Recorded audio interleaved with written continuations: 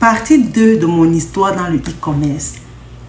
Je n'ai pas du tout abandonné. Alors, j'ai tenté une troisième fois. Et cette fois-ci, je me suis dit que je devais me montrer.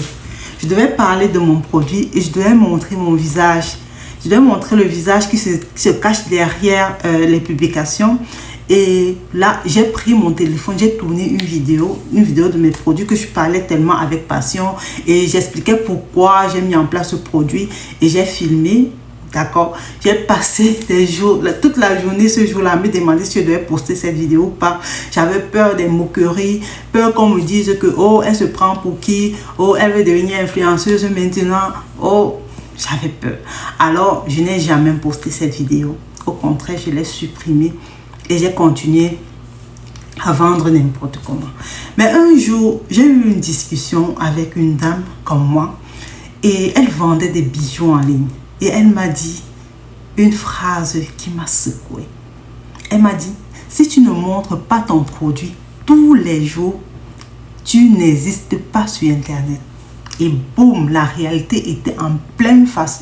À ce moment-là, j'ai compris le vrai problème. Ce n'était pas mon produit, ce n'était pas mon prix, ce n'était pas mon stock. Mais le vrai problème, c'était que personne ne me voyait. D'accord, j'étais invisible.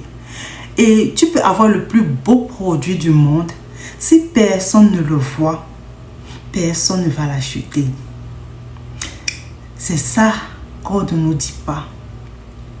On nous dit, lance-toi dans le e-commerce, mais on ne nous dit pas, voici comment devenir visible.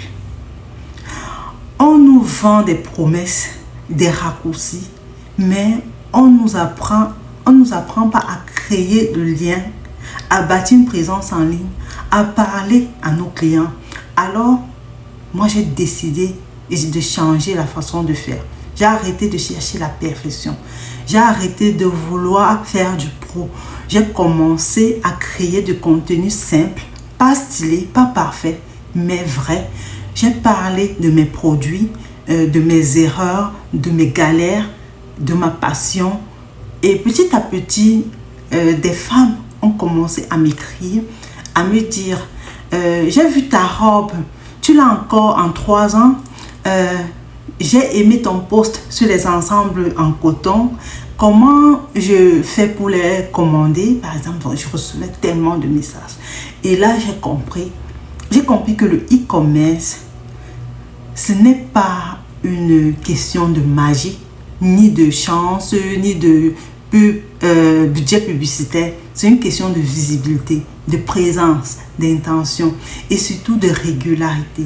Donc, j'ai vendu mes premiers ensembles, puis 100, puis 5, puis 10 et j'ai regardé mon stock, il n'y avait plus rien.